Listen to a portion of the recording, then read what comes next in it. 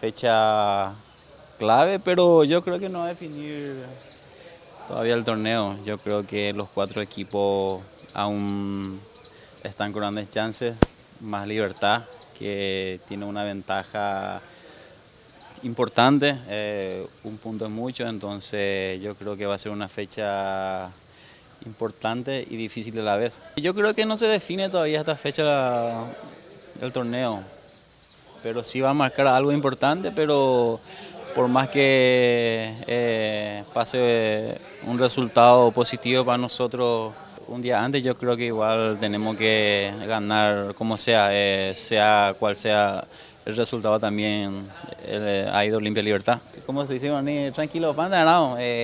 Como dije, seguramente al final se va a ver quién es el... El que llora en la capilla. No, no, no es eso, el taitá, como se dice.